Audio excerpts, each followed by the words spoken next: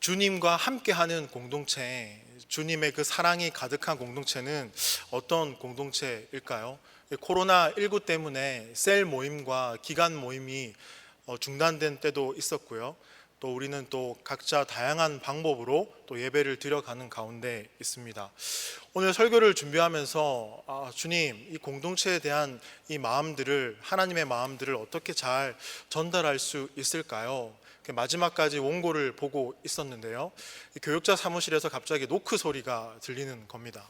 똑똑. 저희 교구의 한 청년이 한 손에 비타 500을 들고 저에게 다가오는 거였습니다. 갑자기 뜬금없는 방문이어서 어쩐 일이세요? 전 저한테 그 비타 500을 주겠지라고는 상상도 못했거든요. 근데 갑자기 목사님이 생각이 났습니다 라고 하면서 비타 500을 주면서 저를 긍휼의 눈으로 보면서 나가더라고요. 내가 너무 안타까웠나? 아니면 주님께서 공동체 설교를 하기 전에 이러한 따뜻한 공동체 여전히 함께하고 있다, 참 그런 위로의 그런 순간으로 여겨졌습니다. 참 감사하더라고요. 누군가 생각나고 또 누군가 그 마음을 표현하는 것, 오늘을 살아가는 우리는 예민한 시대 가운데 살아가고 있습니다. 이 울분을 표출할 대상을 찾고 있는 것 같기도 합니다. 댓글이나 무수히 많은 뉴스들을 접할 때마다 그런 마음이 더 들기도 합니다. 오늘 주님의 향기가 가득한 공동체, 이 말씀을 준비하면서요, 한 가지 키워드를 먼저 말씀드리겠습니다. 오늘 말씀의 키워드는요, 하나님의 나라입니다. 여러분, 다윗과 요나단의 우정을 아십니까? 사무엘상 18장 1절을 보시면요, 다윗이 사울에게 말하기를 마침에 요나단의 마음이 다윗의 마음과 하나가 되어 요나단이 그를 자기 생명같이 사랑하니라 라고 말씀하고 있습니다. 요나단이 다윗을 얼마나 사랑했냐면 그를 자기 생명같이 사랑했다라고 말합니다. 아가서에 보면 사랑을 이렇게 정의하는데요, 사랑은 죽음같이 강하다라고 표현합니다. 그리고 우리가 사랑하는 대상을 우리가 인정하면요, 마음을 다하고 성품을 다하고 힘을 다하여 사랑할 수 있습니다. 오늘 우리가 서두에서 읽었던 요한복음 13장 1절 말씀을 보면 예수님께서 사랑을 이렇게 정의하십니다. 사랑을요, 사랑은 끝까지 사랑하는 거다라고 말씀하십니다. 세상 사람들을 사랑하시되 끝까지 사랑하시니라. 그것이 바로 사랑이다라는 것입니다.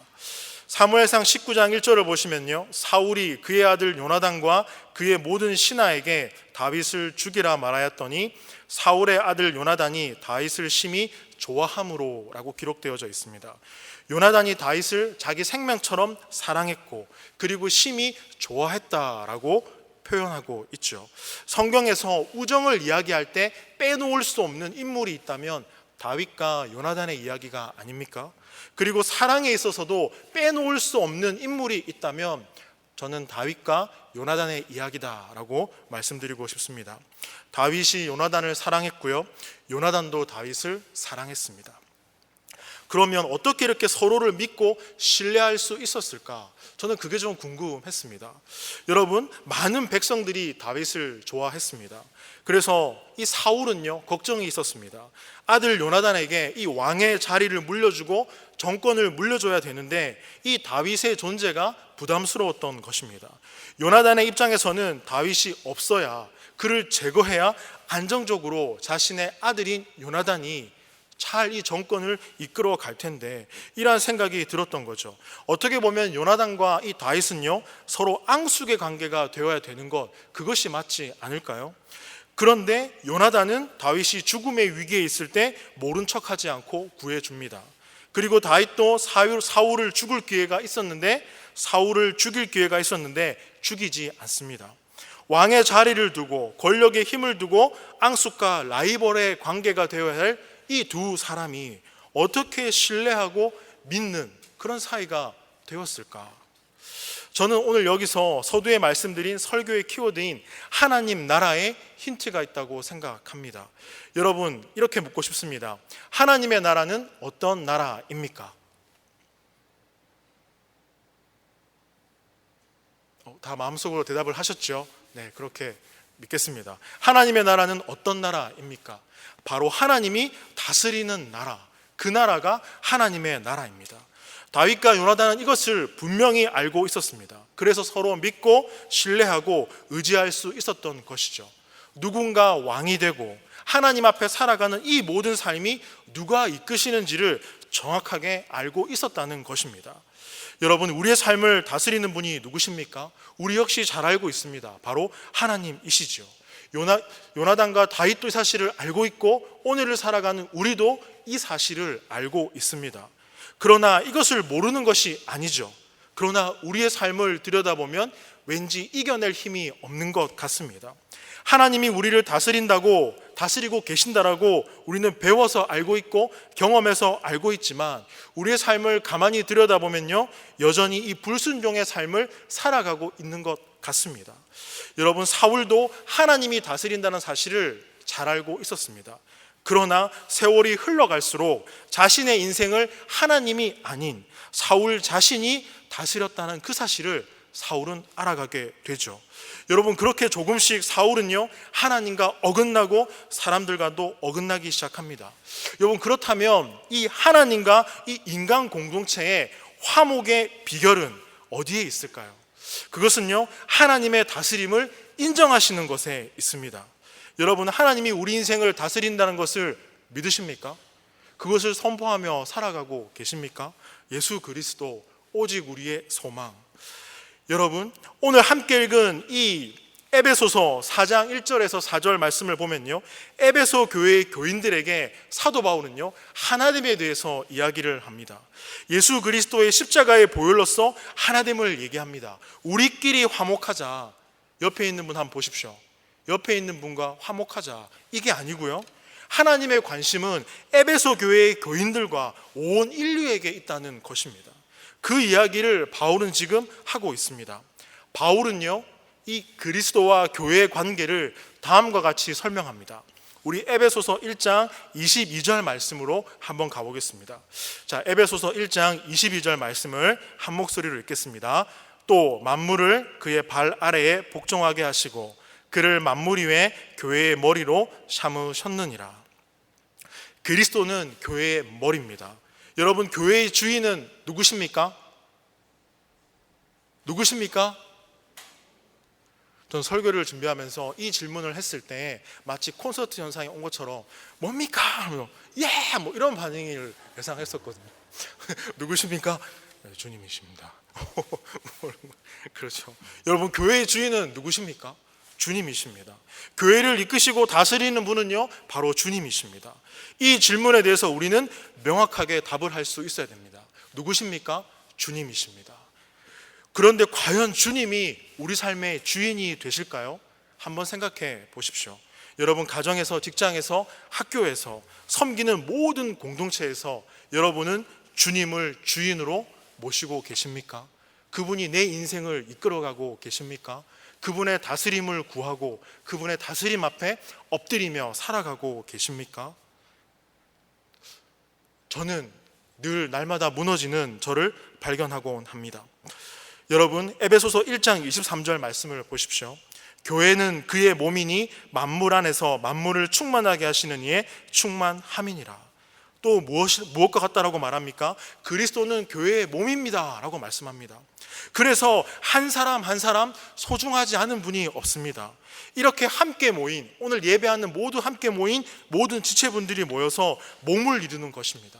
그래서 누가 더 중요한가라는 것은 의미가 없습니다. 회장이기에 중요하고 더 섬기는 분이 중요하고 상황이 넉넉하지 못해서 일주일에 한 번 예배할 수밖에 없는 그분의 삶은 아무것도 아닌 게 되고 그런 게 아닌 거죠. 모두가 주님 안에서 소중한 사람이라는 사실입니다. 우리 옆 사람에게 이렇게 말해보겠습니다. 당신은 소중한 존재입니다. 모두가 소중한 존재입니다. 바울은 진정한 하나됨을 이루기 위해서 두 가지를 오늘 말씀하고 있는데요. 첫 번째는 그리스도가 교회의 머리라는 사실입니다. 두 번째는 교회는 그리스도의 몸이라는 사실입니다. 여러분, 에베소서를 6장까지 잘 읽어보시면요, 1장과 3장까지는 하나님의 구원에 대한 교리에 대한 내용이 들어가 있습니다. 그리고 에베소서 4장부터 6장까지는 그렇다면 이 땅 가운데서의 성도가 어떻게 살아야 되는가 실천적인 면에서 말씀하고 있습니다. 그리고 오늘 우리가 마주하는 에베소서 4장은 하나됨의 연합에 대해서 강조하고 있습니다. 에베소서 4장 1절 말씀 한번 다 읽어보겠습니다. 그러므로 주 안에서 갇힌 내가 너희를 권하노니 너희가 부르심을 받은 일에 합당하게 행하여. 여러분 세 번역으로 읽어드리면 이렇습니다. 그러므로 주님 안에서 갇힌 몸이 된 내가 여러분에게 권합니다. 여러분은 부르심을 받았으니 그 부르심에 합당하게 살아가십시오. 여러분, 저와 여러분은 하나님께서 불러주신 존재입니다. 교회를 그리스어로요 에클레시아라고 합니다. 어디로부터 부름을 받은 사람들, 즉 교회는 세상으로부터 부름받은 사람들이 모인 곳입니다. 그 모여있는 사람을 세상은요 성도라고 말합니다. 각 사람을 교회로 부르셨다는 것이죠. 우리가 좋아서 교회에 온 것이 아니라, 나오고 싶어서 나온 것이 아니라 하나님이 부르셨기에 합당한 삶을 우리는 살아가야 된다는 것입니다. 여러분, 그렇다면 왜 우리를 성도로 부르셨고 우리를 공동체로 부르셨을까요? 바로 하나됨과 연합 때문입니다. 첫 번째는요, 하나님과 사람의 연합, 이 하나됨을 위해서 부르셨고요. 두 번째는 사람들과의 연합, 이 하나됨을 위해서 부르셨습니다. 그렇다면 어떻게 이러한 연합, 하나됨이 가능할까요? 바로 예수 그리스도의 십자가의 사건입니다. 그러면 이제 우리는 이러한 질문을 할 수 있습니다. 그러면 어떻게 살아야 됩니까? 그 하나됨과 연합을 이루기 위해서 어떻게 살아야 됩니까? 에베소서 4장 2절 말씀을 한번 읽어보겠습니다. 모든 겸손과 온유로 하고 오래 참음으로 사랑 가운데서 서로 용납하고. 우리가 사랑하고 연합하고 하나 되어야 된다라고 말하죠. 여러분 2절 말씀을 보면 이렇게 말씀하십니다. 여러분 겸손해야 됩니다. 겸손하십시오. 온유해야 됩니다. 온유하십시오. 인내해야 됩니다. 인내하십시오. 사랑해야 됩니다. 사랑하십시오. 여러분 여기 앉아서 예배하는 분들 중에 겸손, 온유, 인내, 사랑에 대해서 모르시는 분 계십니까? 난 정말 모르겠다. 손 한번 들어주십시오. 예배 끝난 뒤에 저랑 식당에서 잠깐 얘기하면 좋겠습니다. 모르시는 분 계십니까? 우리는 다 알고 있습니다. 겸손이 뭔지, 온유가 뭔지, 인내가 뭔지, 사랑이 무엇인지. 그런데 지난날 저의 삶을 보면요, 겸손하지 못했고 온유하지 못했고 인내하지 못했고 사랑하지 못했더라고요. 여러분 제가 설교 중에 늘 한 번씩 언급했던 경건일기 아십니까? 혹시 여기 쓰고 계신 분 계십니까? 저는 저희 교구에서 만나는 분들에게 경건일기 쓰기를 권합니다. 지난주 새벽 예배를 설교하고 제가 쓴 경건일기의 한 대목은요 이렇습니다.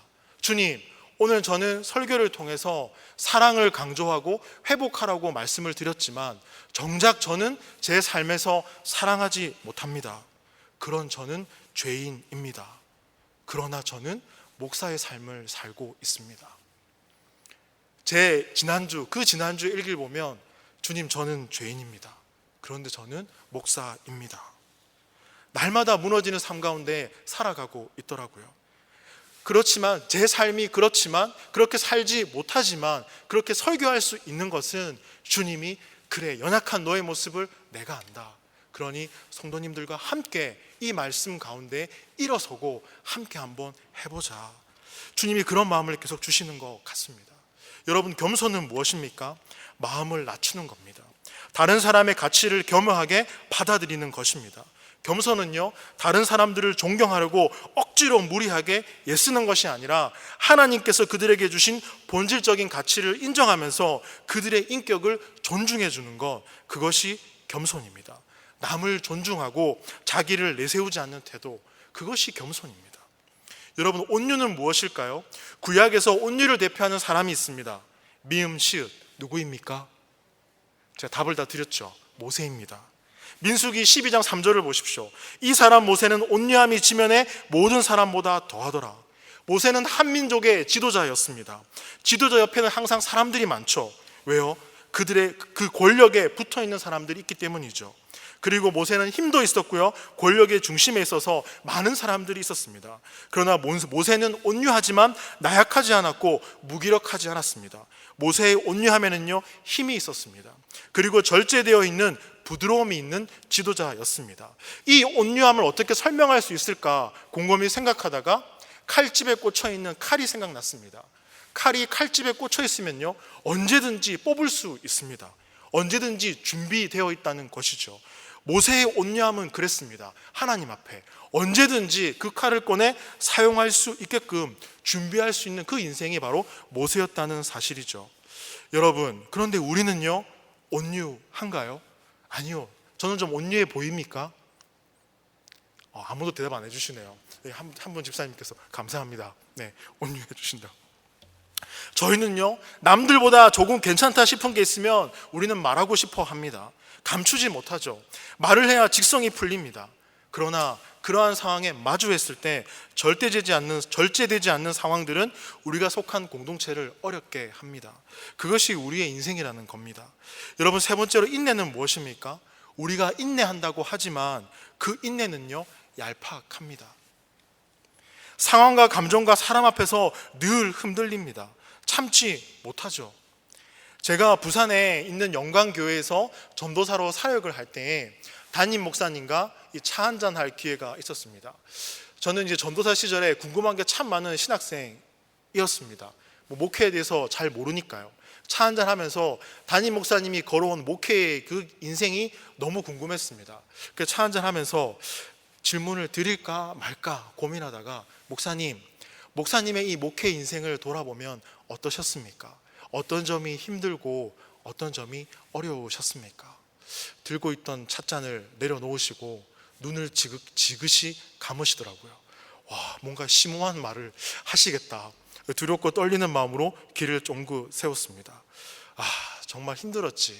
돌아보면 전도사 시절에 내 사례가 전도사님 500원이었어. 500원요? 시골 교회에 가셨대요. 그렇게 이제 이야기를 시작하시면서 내가 돌아보니까 두 가지를 못한 것 같다라고 하시더라고요. 끝까지 성도를 사랑하지 못하고 끝까지 인내하지 못했던 것. 지난날의 목회를 돌아보니까 그렇더라. 이제 우리 목회를 시작하는 우리 전도사님 끝까지 인내하고 끝까지 사랑하면 하나님 앞에 귀히 쓰임 받을 줄 믿습니다. 그렇게 얘기하시더라고요. 그런데 저의 그 사역의 인생을 돌아보면요 끝까지 사랑하지 못하고 끝까지 인내하지 못했던 것 같습니다. 제 안에서 한 번쯤 스스로에 대한 울분과 분노와 화들이 올라올 때마다 목사님의 권면이 생각납니다. 끝까지 사랑하고 끝까지 인내하는 것. 여러분의 삶은 어떻습니까? 그 삶 가운데에 인내함, 오래 참음들 있으신가요? 마지막으로 사랑입니다. 여러분, 여기 사랑에 대해 모르는 분 계신가요? 사랑을 한번 정의해 주십시오. 자, 모른다고 하시는 분 손 한번 들어주시겠습니까?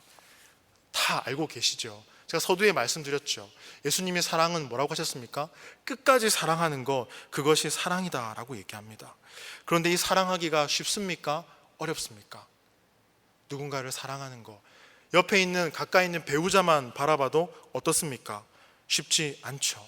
직장에서 누군가를 사랑하는 것, 나와 감정적인 대립의 각을 세우고 있는 사람들, 학교, 내가 속한 공동체, 차라리 안 보는 게 낫지.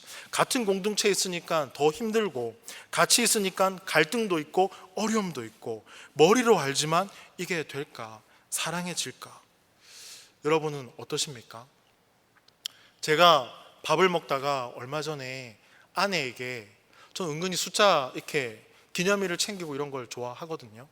그날은 아내와 결혼한 지 3131일이 되는 날이었습니다. 그래서 제 딸이 옆에 앉아 있고, 그때 제 딸이 옆에 앉아 있고 아내가 앞에 있고 맛있는 저녁 식사를 하면서 아내에게 그랬습니다. 돌아오는 반응은 참 좋을 줄 알았거든요. 여보, 오늘 찌개 참 맛있다. 그리고 오늘 우리 함께 이렇게 밥 먹은 지도 3131일이야. 이런 말을 했거든요. 아내가 그러더라고요. 그래서 이러더라고요. 그래서 저는 돌아올 때 오빠 이런 날을 개수하고 그렇게 있었구나. 좀 당황했습니다. 그래서 그렇구나. 이 현실의 부분은 그게 참 이루어지지 않는다라는 것을 느끼기도 합니다. 왜 아내는 이렇게 사랑을 표현하면 뭐 원하고 싶은 게 있어? 무슨 뭐 갖고 싶은 게 있어? 이런 말을 왜 할까요? 이 남자분들의 표현을 왜 오해하는지 잘 모르겠습니다. 여기 계시는 장모님 집사님도 그러시죠? 그렇죠? 있는 그대로 표현하시는 거 맞으시죠? 아니십니까? 네. 그렇더라고요. 사랑하는 게 참 어렵다는 것을 발견하게 됩니다. 그리고 우리는 사랑함에 있어서 내가 좋아하는 것을 주는 것만 같습니다. 상대가 좋아하는 것을 줘야 되는데. 그런데 사도 바울은요, 다음과 같은 고백을 합니다. 에베소서 4장 3절을 보시면요, 평안에 매는 줄로 성령이 하나 되게 하신 것을 힘써 지키라. 여러분, 결국 이 공동체를 하나 되게 하는 거, 바로 성령이 이 공동체를 하나 되게 하신다라고 말씀하고 있습니다.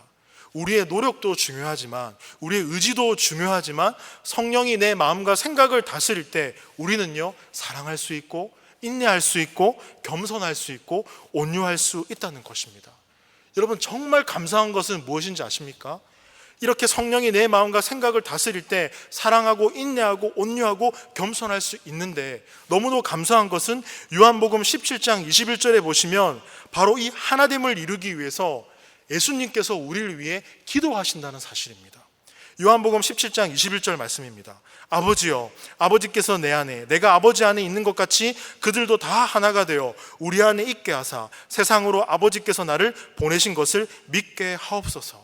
하나된 그 공동체를 위해서 예수님이 기도하는 장면입니다. 예수 그리스도와 하나님 아버지가 하나인 것처럼 교회의 구성원 모두가 하나 되기를 위해서 예수님이 기도하고 계십니다. 하나님 아버지와 예수님 사이에 그 사랑이 공동체 안에 있다는 것을 말씀해 주고 있는 것이죠. 여러분, 요한복음 17장 26절에 보시면 내가 아버지의 이름을 그들에게 알게 하였고 또 알게 하리니 이는 나를 사랑하신 사랑이 그들 안에 있고 나도 그들 안에 있게 하려 함이니이다. 우리가 서로 사랑할 때 무슨 말이냐면요, 우리가 서로 사랑할 때 세상이 하나님의 사랑을 알기를 기도하고 있다는 것입니다. 하나님의 자녀인 우리가 서로를 진심으로 대하고 한 사람 한 사람을 소중히 여기는지에 따라서 세상이 하나님의 사랑을 경험하게 될 것이다 라는 것입니다. 그래서 우리는요, 이 하나됨을 향해서 나아가야 됩니다. 여러분, 다른 각도에서 예수님의 십자가 사건을 생각해 볼까요? 예수 그리스도의 고통과 고난이 있는 그곳에 하나님은 어떤 분으로 드러나고 계십니까? 자기 아들을 버리는 하나님일까요? 아닙니다. 오늘 함께 제가 말씀드렸던 요한복음 17장 21절에 보시면요, 함께 계셨습니다. 인간의 모든 고통의 순간 속에서도, 우리의 모든 절규 속에서도 함께 우시는 그 하나님, 함께 하셨습니다. 아버지여, 아버지께서 내 안에, 내가 아버지 안에 있는 것 같이 함께 주님은 하고 계신다는 사실입니다. 신학자 보네포는요, 나치의 사형수 감옥에 있을 때 이런 말을 했습니다. 오직 고난받는 하나님만이 우리를 도와줄 수 있습니다. 죄와 사망에 갇힌 우리들을 누가 도와줄까요? 바로 고난받은 그 하나님. 삶 속에서 경험하는 고통과 상처들을 겪고 있는 우리들을 누가 도와줄 수 있을까요? 바로 오직 고난받는 그 하나님. 오늘을 살아가는 우리는 코로나19 때문에 두려운 가운데 살아가고 있습니다. 생계가 위협을 받고요, 삶이 무너지는 가운데 있습니다. 우리의 다음 세대인 아이들이 영상을 마주할 수밖에 없는 예배 환경 가운데 있습니다. 함께 모이지 못하고 영상 앞에 마주해서 하나님을 마주할 수밖에 없는 상황 가운데 있습니다.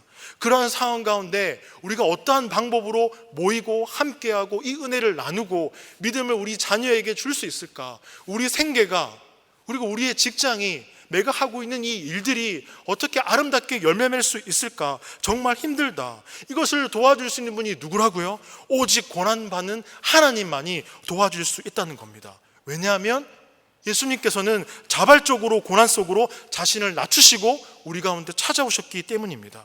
그분이 우리를 그렇게 사랑하고 계십니다.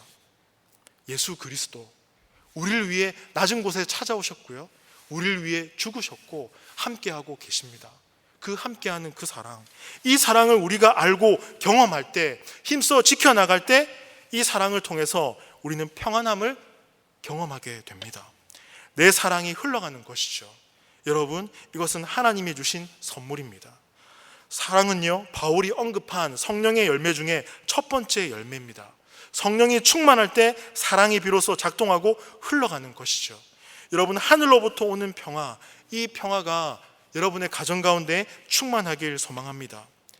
이 평화가 여러분의 속한 공동체 가운데 함께하길 소망합니다. 여러분, 다윗과 요나단은 결코 절친이 될 수 없었습니다. 그런데 그들은요, 그들 안에 하나님을 향한 믿음과 소망이 있었습니다. 그리고 하나님이 다스린다는 확신이 있었습니다. 그래서 요나단은요, 불안해하지 않았습니다. 내가 왕이 되지 못하면 다윗이 왕이 되면 되잖아. 그래서 다윗도 그 길을 가기 위해서 손을 쓰지 않습니다. 사울을 죽이지 않죠. 우리는 이사야가 본 그 나라를요, 꿈꾸고 소망할 수 있습니다. 여러분, 이사야가 본 하나님의 그 나라, 제가 세 번역 성경으로 읽어드리겠습니다. 이사야서 11장 6절과 9절 말씀입니다. 그때에는 이리가 어린 양과 함께 살며 표범이 새끼 염소와 함께 누우며 송아지와 새끼 사자와 살진 짐승이 함께 풀을 뜯고 어린아이가 그것들을 이끌고 다닌다. 암소와 곰이 서로 벗이 되며 그것들의 새끼가 함께 눕고 사자가 소처럼 풀을 먹는다. 젖 먹는 아이가 독사의 구멍 곁에서 장난하고 젖된 아이가 살무사의 굴에 손을 넣는다. 나의 거룩한 산 모든 곳에서 서로 해치거나 파괴하는 일이 없다. 물이 바다를 채우듯 주님을 아는 지식이 땅에 가득하기 때문이다. 여러분, 이사야가 노래하는 하나님 나라가 보이십니까? 들리십니까?